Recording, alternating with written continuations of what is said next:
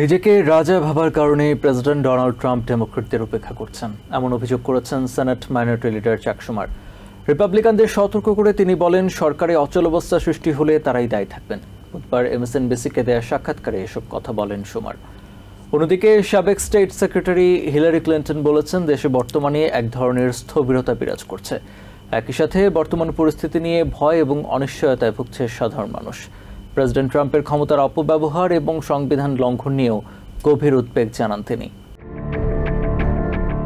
সরকারি কার্যক্রমে অচলাবস্থা এড়ানোর জন্য রিপাবলিকানদের ব্যয় বিল নিয়ে কংগ্রেসের ডেমোক্রেটদের সঙ্গে পূর্ব পরিকল্পিত বৈঠক প্রেসিডেন্ট ট্রাম্প বাতিল করার ঘটনায় বুধবার একটি যৌথ বিবৃতি দিয়েছেন সেনেট মাইনরিটি লিডার চাক শুমার এবং হাউস মাইনরিটি লিডার হাকিম জেফ্রিস।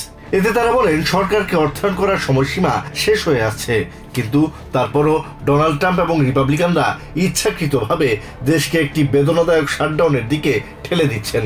ডেমোক্রেটরা একটি সমঝোতায় পৌঁছানোর জন্য আলোচনায় বসতে প্রস্তুত বলে আবারও স্পষ্ট জানান তারা।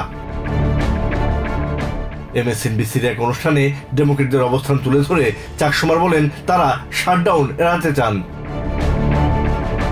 শুমার বলেন, ডোনাল্ড ট্রাম্প রাজা নন, এককভাবে সিদ্ধান্ত নিতে পারেন না তিনি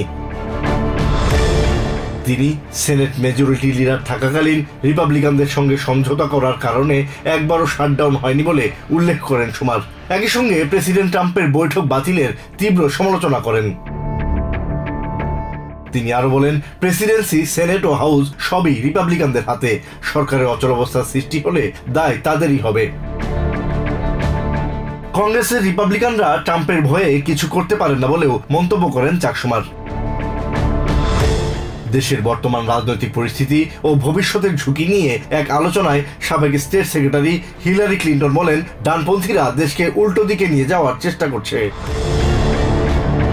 তার মতে, আধুনিক যোগাযোগ ব্যবস্থায় পিছিয়ে থাকার কারণে ডেমোক্রেটরা সমর্থন হারাচ্ছে। হিলারি মনে করেন, প্রেসিডেন্ট ট্রাম্পের নীতির নেতিবাচক প্রভাব কেবল দেখতে শুরু করেছে দেশের মানুষ। Asad real, TVN 24 news desk. New York থেকে সম্প্রচারিত টিভিএন 24 টেলিভিশন বিশ্বজুড়ে বাঙালির কণ্ঠস্বর।